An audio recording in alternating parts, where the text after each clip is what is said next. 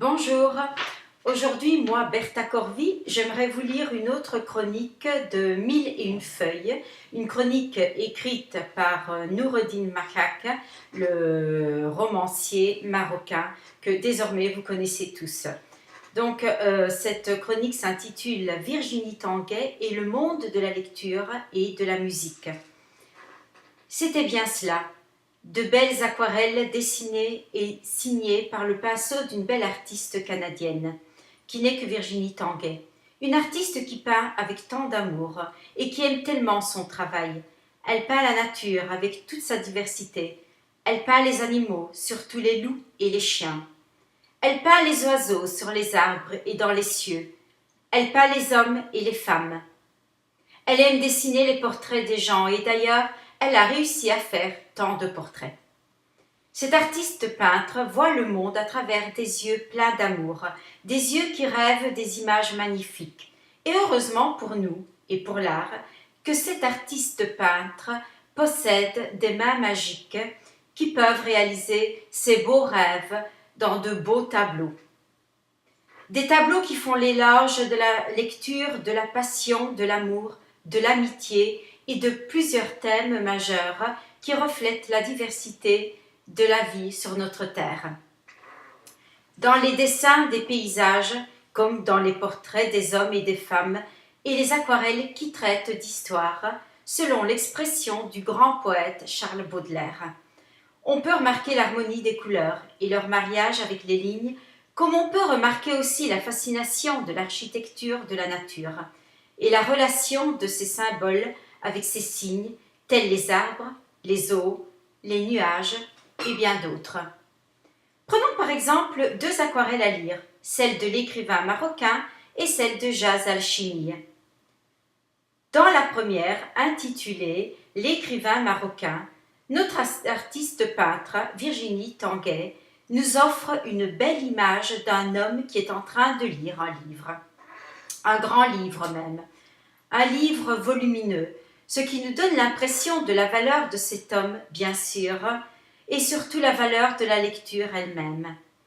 Car la lecture est un fait de rêver d'un beau monde, un fait d'imaginer une autre vie, un fait de partager les idées, même les souhaits et les passions avec les gens. En plus, pourquoi dessiner un homme qui est en train de lire ? C'est tout simplement pour dire que la lecture est le symbole de la vie elle-même, de la vie souhaitée, de la vie que les artistes et les écrivains aiment d'une façon honorable. Cela explique que l'homme qui se trouve dans cette aquarelle, à travers ses ombres bien sûr, est un écrivain qui a pu publier tant de livres, mais un écrivain qui est en train de lire et pas d'écrire, car la lecture vient toujours avant l'écriture. L'écriture vient après. C'est pour cette raison même que l'écrivain universel Italo Calvino a dit « Lire, c'est aller à la rencontre d'une chose qui va exister ». Passons maintenant à la deuxième aquarelle, celle de Jas Al-Chimie.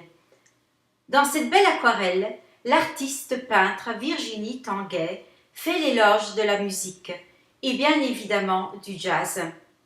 On voit deux musiciens qui sont en train de jouer de la musique, deux hommes dans une harmonie totale où seule l'âme de la musique qui règne.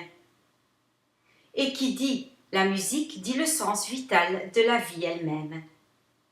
Le sens des mots et des choses, le sens de l'amour, de l'amitié et de la tolérance. Car la musique est le langage universel de la beauté des âmes et de leur bonté aussi. Ainsi, on peut dire que le succès général qui obtient ces belles aquarelles revient sûrement à la sincérité de l'artiste peintre Virginie Tanguay et de son haut talent artistique et de sa remarquable capacité de voir les choses à travers ses yeux rêveurs de beauté et de sa maîtrise de son style artistique bien élevé et tellement travaillé. Comme il revient aussi à sa sensibilité envers son travail artistique et son grand amour pour lui. Voici maintenant une vraie artiste très douée, une artiste qui aime son travail et qui sait bien le faire, car elle le fait avec amour et avec une grande maîtrise. Il s'agissait donc de la chronique qui a été publiée dans Al-Bayan et cette chronique s'intitule « Virginie Tanguay et le monde de la lecture et de la musique ». Donc, dans 1001 feuilles, publiées dans Al-Bayan. Merci et je vous donne rendez-vous donc à la prochaine lecture. Merci encore une fois de votre aimable attention.